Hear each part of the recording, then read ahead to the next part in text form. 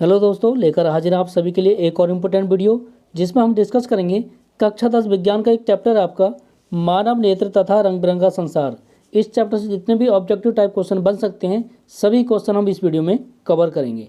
तो चलिए देर न करते शुरू करते हैं आज की क्लास। अगर आपको ये क्लास अच्छी लगे तो वीडियो को लाइक करना, चैनल को सब्सक्राइब करके बेल आइकन को दबा लेना, जिससे हमारी आने वाली सभी वीडियो का नोटिफिकेशन आप तक समय से पहुँच जाए। बात करते हैं पहले प्रश्न की। तो पहला प्रश्न है, मानव नेत्र के किस भाग पर किसी वस्तु का प्रतिबिंब बनता है? तो देखो इसका जो राइट आंसर हो जाएगा वो हो जाएगा ऑप्शन डी, रेटिना या दृष्टि पटल। ठीक है, चलिए बात करते हैं अगले प्रश्न की। अगला है, तारों के टिमटिमाने की व्याख्या किस सिद्धांत पर आधारित है? तो देखो इसका जो राइट आंसर हो जाएगा वो हो जाएगा ऑप्शन ए, अपवर्तन के सिद्धांत पर। बात करते हैं अगले प्रश्न की। तो अगला है, नेत्र लेंस की फोकल दूरी अधिक हो जाने से कौन सा दृष्टि दोष होता है? तो देखो नेत्र लेंस की फोकल दूरी अधिक हो जाने से आँख में जो दोष होता है वो होता है ऑप्शन बी, दूरदृष्टि दोष।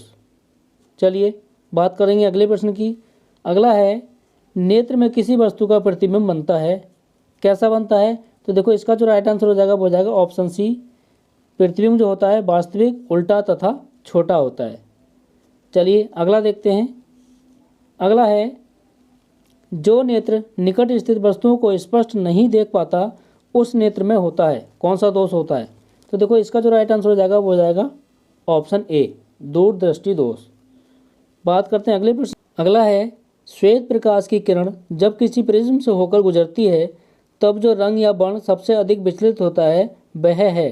तो देखो इसका जो राइट आंसर हो जाएगा वो हो जाएगा ऑप्शन सी, बैंगनी। ठीक है, बैंगनी रंग सबसे अधिक विचलित होता है। बात करते हैं अगले प्रश्न की। अगला है, अपने लेंस की फोकल दूरी को बदलकर दूर या निकट की वस्तु को साफ साफ देख सकने के आँख के गुण को कहते हैं, क्या कहते हैं? तो देखो इस गुण को कहते हैं आँख की समंजन क्षमता। ऑप्शन बी इसका राइट आंसर हो जाएगा। बात करेंगे अगले प्रश्न की। अगला है, जरा दूरदर्शिता से पीड़ित व्यक्ति का उपचार किस प्रकार के लेंस से किया जाता है?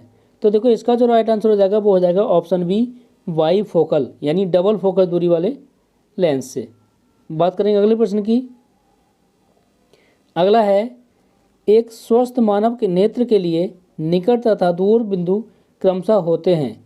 तो देखो इसका जो राइट आंसर हो जाएगा वो हो जाएगा ऑप्शन डी, 25 सेंटीमीटर होता है निकट बिंदु और दूर बिंदु होता है अनंत पर। अगला है, विभिन्न दूरियों पर की वस्तुओं के प्रतिबिंब को फोकस करने के लिए आँख के लेंस की फोकस दूरी परिवर्तित होती है, किसके द्वारा? तो देखो इसका जो राइट आंसर हो जाएगा वो हो जाएगा ऑप्शन सी, सिलियरी पेशियों द्वारा।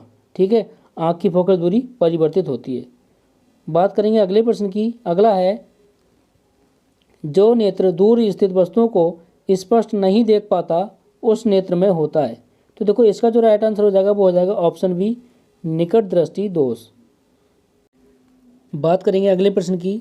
अगला है, किस दृष्टि दोष में किसी वस्तु का प्रतिबिंब रेटिना के आगे बनता है?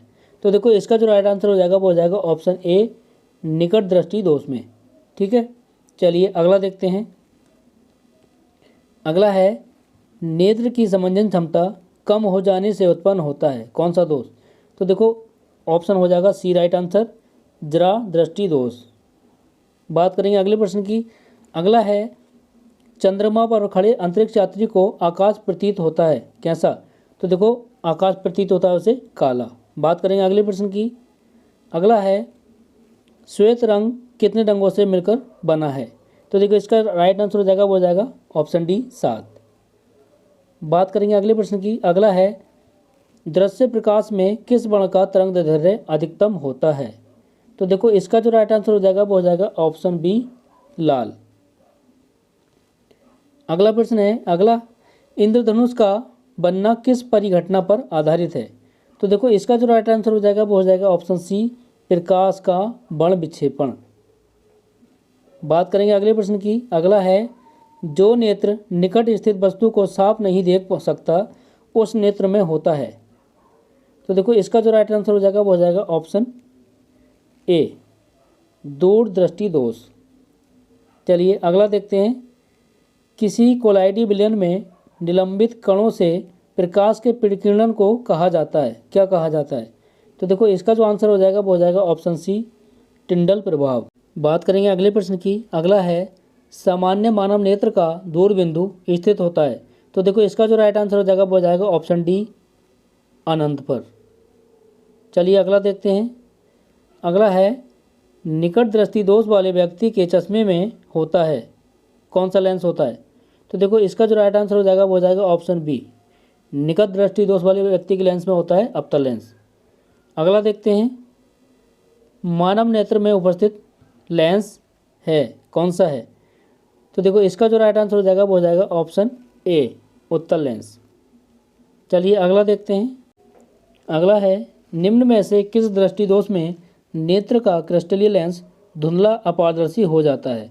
तो देखो इसका जो राइट आंसर हो जाएगा वो हो जाएगा ऑप्शन बी, मोतियाबिंद। बात करेंगे अगले प्रश्न की। अगला है स्पेक्ट्रम प्राप्त करने के लिए किसका उपयोग किया जाता है? तो देखो स्पेक्ट्रम प्राप्त करने के लिए प्रिज्म का उपयोग किया जाता है। चलिए अगला देखते हैं। अगला है स्पेक्ट्रम में किस रंग की किरण का विचलन यानी झुकाव कम होता है? तो देखो इसका जो राइट आंसर हो जाएगा वो हो जाएगा ऑप्शन ए, लाल रंग। अगला देखते हैं। अगला है दीर्घ दृष्टि के निवारण के लिए उपयोग किया जाता है। तो देखो इसका जो राइट आंसर हो जाएगा वो हो जाएगा ऑप्शन बी, उत्तल लेंस। अगला देखते हैं, प्रिज्म से प्रकाश की कौन सी परिघटना घटित होती है? तो देखो इसका जो राइट आंसर हो जाएगा वो हो जाएगा ऑप्शन सी, बर्ण विक्षेपण। बात करेंगे अगले प्रश्न की। अगला है प्रकाश के किस रंग का तरंग दैर्ध्य सबसे कम होता है?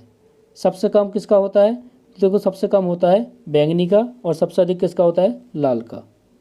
चलिए आगे हम बात करेंगे, आकाश का रंग नीला प्रतीत होता है किसके कारण? तो देखो इसका जो आंसर हो जाएगा वो हो जाएगा ऑप्शन बी, प्रकाश के प्रकीर्णन के कारण। अगला देखते हैं, आँख व्यवहार होता है, तो इसका जो आंसर होगा वो हो जाएगा ऑप्शन बी, उत्तल लेंस की तरह। अगला है एक साधारण प्रिज्म कितने सतहों से घिरा होता है? तो देखो एक साधारण प्रिज्म 5 सतहों से घिरा होता है, ऑप्शन सी इसका राइट आंसर हो जाएगा। बात करेंगे अगले प्रश्न की। अगला है यदि किसी वस्तु का प्रतिबिंब रेटिना के पीछे बनता है तो वह व्यक्ति किस दृष्टि दोष से पीड़ित है? तो देखो इसका जो आंसर हो जाएगा वो हो जाएगा ऑप्शन ए, दूरदृष्टि दोष से। बात करेंगे अगले प्रश्न की। अगला है किसी माध्यम में छोटे छोटे कणों के निलंबन को कहा जाता है, क्या कहा जाता है? तो कहा जाता है कोलाइड, ऑप्शन ए इसका राइट आंसर हो जाएगा। बात करेंगे अगले प्रश्न की। अगला है नेत्र गोलक का व्यास लगभग होता है कितना? तो देखो नेत्र गोलक का व्यास होता है 2.3 सेंटीमीटर। बात करेंगे अगले प्रश्न की। अगला है विद्युत सिग्नल कौन उत्पन्न करता है? तो देखो इसका जो आंसर हो जाएगा वो हो जाएगा ऑप्शन बी, प्रकाश सुग्राही। अगला है सिग्नलों की व्याख्या कहाँ होती है, कहाँ होती है? तो देखो सिग्नलों की व्याख्या होती है मस्तिष्क में। बात करेंगे अगले प्रश्न की। अगला है मानव नेत्र में किस प्रकार का लेंस पाया जाता है? तो देखो मानव नेत्र में उत्तल लेंस पाया जाता है, ऑप्शन ए राइट आंसर हो जाएगा। अगला प्रश्न है पुतली के साइज को नियंत्रित करने वाला गहरा पेशीय डायफ्राम क्या कहलाता है? तो देखो इसका जो राइट आंसर हो जाएगा वो हो जाएगा ऑप्शन ए, परितारिका। बात करेंगे अगले प्रश्न की। आँख की पुतली किस प्रकार कार्य करती है? तो देखो आँख की पुतली कार्य करती है परिवर्तित द्वारक की भांति, ऑप्शन डी राइट आंसर हो जाएगा। बात करेंगे अगले प्रश्न की। कॉर्निया के पीछे एक संरचना होती है, उसे क्या कहते हैं? तो देखो उसे कहते हैं परितारिका, ऑप्शन डी राइट आंसर हो जाएगा। अगला है निकट दृष्टि दोष उत्पन्न होने का क्या कारण है? तो देखो निकट दृष्टि दोष उत्पन्न होने का कारण है आपका ऑप्शन ए राइट आंसर हो जाएगा, अभिनेत्र लेंस की वक्रता त्रिज्या बढ़ जाना। बात करेंगे अगले प्रश्न की। अगला है निकट दृष्टि दोष दूर करने के लिए किस लेंस का व्यवहार होता है?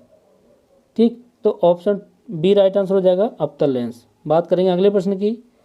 अगला है आँख में प्रवेश करने वाले प्रकाश की मात्रा को नियंत्रित करता है कौन? तो देखो प्रकाश को नियंत्रित करता है परितारिका, यानी ऑप्शन ए राइट आंसर हो जाएगा। बात करेंगे अगले प्रश्न की। अगला है नेत्र में प्रवेश करने वाले प्रकाश किरणों का अधिकांश अपवर्तन होता है। तो इसका जो राइट आंसर हो जाएगा वो हो जाएगा ऑप्शन सी, कॉर्निया के बाहरी पृष्ठ पर। अगला देखते हैं। अगला है मंद प्रकाश में किसकी शिथिलता से पुतली पूर्ण रूप से फैल जाती है। तो देखो इसका जो राइट आंसर हो जाएगा वो हो जाएगा ऑप्शन बी, परितारिका। बात करेंगे अगले प्रश्न की। अगला है नेत्र गोलक के गोल होने पर देख पाते हैं। तो देखो इसका जो आंसर हो जाएगा वो हो जाएगा ऑप्शन ए, निकट की वस्तुओं को।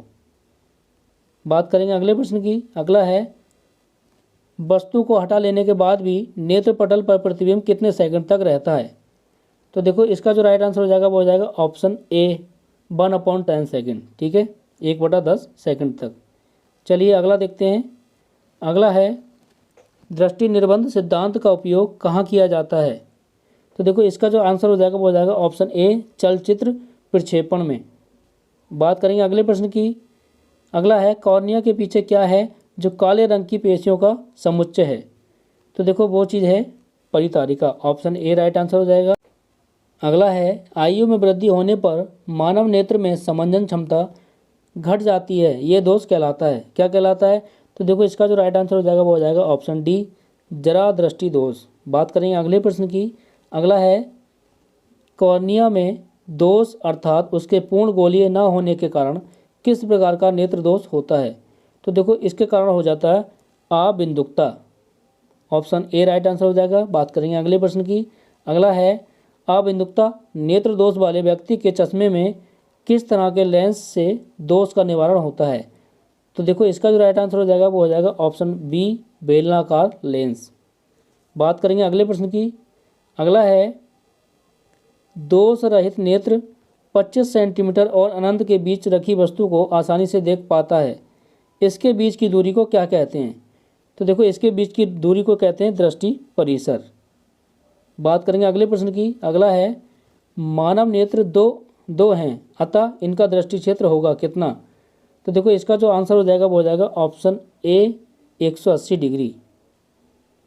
चलिए अगला देखते हैं। अगला है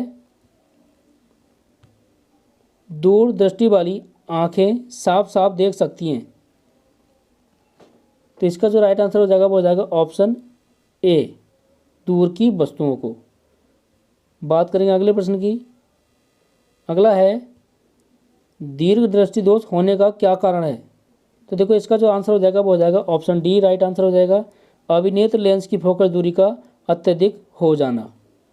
बात करेंगे अगले प्रश्न की। अगला है अभिनेत्र लेंस की फोकस दूरी में परिवर्तन किया जाता है किसके द्वारा। तो देखो इसका जो राइट आंसर हो जाएगा वो हो जाएगा ऑप्शन सी, पक्षमाभि द्वारा। बात करेंगे अगले प्रश्न की। अगला है रेटिना प्रकाश को परिवर्तित करता है किसमें। तो देखो इसका जो राइट आंसर हो जाएगा वो हो जाएगा ऑप्शन बी, विद्युत सिग्नल में। अगला प्रश्न देखते हैं। अगला है नेत्र दान करने वाले व्यक्ति की आयु सीमा होगी क्या होगी। तो देखो इसका जो राइट आंसर हो जाएगा वो हो जाएगा ऑप्शन डी, इनमें से सभी, किसी भी आयु वर्ग में नेत्र दान कर सकते हैं। चलिए अगला देखते हैं। अगला है मृत्यु के पश्चात कितने घंटे के अंदर नेत्र निकाल लेना चाहिए। तो देखो मृत्यु के पश्चात 4 से 6 घंटे के भीतर नेत्र निकाल लेना चाहिए। बात करेंगे अगले प्रश्न की। अगला है इनमें से कौन व्यक्ति नेत्र दान कर सकता है। तो देखो इसका जो राइट आंसर हो जाएगा वो हो जाएगा ऑप्शन डी, बी एवं सी दोनों। ठीक, मधुमेह रोगी नहीं कर सकता। चलिए अगला देखते हैं। अगला है कौन रंग है जिसका खतरे के सिग्नल में उपयोग होता है। तो देखो खतरे के सिग्नल में उपयोग होता है किसका, लाल रंग का। ऑप्शन सी राइट आंसर हो जाएगा। बात करेंगे अगले प्रश्न की। अगला है श्वेत प्रकाश जब प्रिज्म से होकर गुजरता है तो जो रंग सबसे अधिक विचलित होता है वह है कौन सा है। तो देखो ऑप्शन सी राइट आंसर हो जाएगा, बैंगनी। बात करेंगे अगले प्रश्न की। अगला है प्रकाश एक पतली झिल्ली से होकर नेत्र में प्रवेश करता है, इस झिल्ली को क्या कहते हैं। तो देखो इसका राइट आंसर हो जाएगा वो हो जाएगा ऑप्शन बी। अगला देखते हैं। प्रिज्म से होकर सूर्य का श्वेत प्रकाश गुजरने पर श्वेत प्रकाश 7 रंगों में विच्छेदित हो जाता है, इसमें लाल रंग के प्रकाश का विचलन। तो इसके लिए राइट आंसर हो जाएगा वो हो जाएगा ऑप्शन डी, सभी रंगों से कम। ठीक है, फिर लाल रंग का विचलन जो होता है सभी रंगों से कम होता है। ऑप्शन डी राइट आंसर हो जाएगा। अगला प्रश्न है, चूजे के दृष्टिपटल में कौन सी कोशिकाएं नहीं होती? तो देखो चूजे के दृष्टिपटल में शंकु कोशिकाएं नहीं होती। ऑप्शन बी राइट आंसर हो जाएगा। बात करेंगे अगले प्रश्न की। अगला है, सूर्योदय और सूर्यास्त के समय सूर्य का गोला दिखता है, कैसा दिखता है? तो देखो सूर्य का गोला दिखता है चपटा। ऑप्शन सी राइट आंसर हो जाएगा। अगला है, कांच का अपवर्तनांक किस वर्ण के लिए अधिकतम है? तो देखो कांच का अपवर्तनांक बैंगनी रंग के लिए अधिकतम होता है। बात करेंगे अगले प्रश्न की। लाल गुलाब को हरे प्रकाश में देखा जाए तो ये कैसा प्रतीत होगा? तो देखो लाल गुलाब को हरे प्रकाश में देखा जाए तो इसका रंग काला दिखाई देगा। ऑप्शन सी राइट आंसर हो जाएगा। बात करेंगे अगले प्रश्न की। अगला है, प्रकाश का प्राथमिक वर्ण कौन है? तो देखो प्रकाश का प्राथमिक वर्ण है, ऑप्शन डी राइट आंसर हो जाएगा। ये तीनों हैं। ठीक है, लाल भी, नीला भी और हरा भी। चलिए अगला देखते हैं। अगला है, पेशियों के शिथिल होने पर अभिनेत्र लेंस की फोकस दूरी लगभग होती है, कितनी होती है? तो देखो नेत्र लेंस की फोकस दूरी हो जाती है 2.5 सेंटीमीटर। बात करेंगे अगले प्रश्न की। अगला है, अति सूक्ष्म कण किस तरह के प्रकाश को प्रकीर्ण करते हैं? तो देखो ऑप्शन सी राइट आंसर हो जाएगा, नीला। अगला है, किसी प्रिज्म से होकर गुजरने वाली प्रकाश के लिए आपतन कोण आई और अपवर्तन कोण आर हो तो निर्गत कोण का मान क्या होगा? तो देखो इसका जो राइट आंसर हो जाएगा वो हो जाएगा ऑप्शन डी एल आई के बराबर। चलिए अगला देखते हैं। अगला है, वास्तविक सूर्यास्त और आभासी सूर्यास्त के बीच लगभग कितने समय का अंतर होता है? तो देखो इसका राइट आंसर हो जाएगा वो हो जाएगा 2 minute. Option B right answer हो जाएगा। बात करेंगे अगले प्रश्न की। अगला है, उदय और अस्त होते समय सूर्य दिखाई देता है, कैसा? तो देखो उदय और अस्त के समय सूर्य दिखाई देता है कैसा? लाल। ऑप्शन बी राइट आंसर हो जाएगा। बात करेंगे अगले प्रश्न की। अगला है, एंगस्ट्रॉम का मान क्या होता है? तो इसका मान होता है 10⁻10 मीटर। ठीक है, ऑप्शन ए राइट आंसर हो जाएगा। बात करेंगे अगले प्रश्न की। अगला है, प्रिज्म से प्रकाश की कौन सी परिघटना घटती है? तो देखो प्रिज्म से प्रकाश की जो परिघटना घटती है वो है ऑप्शन सी वर्ण विक्षेपण। अगला प्रश्न है, नेत्र लेंस की फोकल दूरी अधिक हो जाने से कौन सा दृष्टि दोष होता है? तो देखो नेत्र लेंस की फोकल दूरी अधिक हो जाने से जो दोष होता है वो हो जाता है दूरदृष्टि दोष। ऑप्शन बी राइट आंसर हो जाएगा। बात करेंगे अगले प्रश्न की। किस दृष्टि दोष में किसी वस्तु का प्रतिबिंब रेटिना के आगे बनता है? तो देखो ऑप्शन इसका ए राइट आंसर हो जाएगा, निकट दृष्टि दोष। बात करेंगे अगले प्रश्न की। नेत्र की समंजन क्षमता कम हो जाने से उत्पन्न होता है। तो देखो नेत्र की समंजन क्षमता कम हो जाने से जरा दृष्टि दोष उत्पन्न होता है। ऑप्शन सी राइट आंसर हो जाएगा। बात करेंगे अगले प्रश्न की। तारों के टिमटिमाते प्रतीत होने का कारण है क्या है? तो देखो तारों के टिमटिमाते प्रतीत होने का कारण है वायुमंडलीय अपवर्तन। ऑप्शन ए राइट आंसर हो जाएगा। अगला प्रश्न है, एक प्रिज्म द्वारा श्वेत प्रकाश के स्पेक्ट्रम में वर्ण विक्षेपण जिस घटना के कारण होता है वह घटना है क्या है? तो देखो वह घटना होती है अपवर्तन। ऑप्शन बी राइट आंसर हो जाएगा। बात करेंगे अगले प्रश्न की। किसी कण पर पड़कर प्रकाश के एक अंश के विभिन्न दिशाओं में छितराने को कहते हैं, क्या कहते हैं? तो देखो इसका जो राइट आंसर हो जाएगा वो हो जाएगा ऑप्शन डी प्रकाश का प्रकीर्णन। अगला देखते हैं।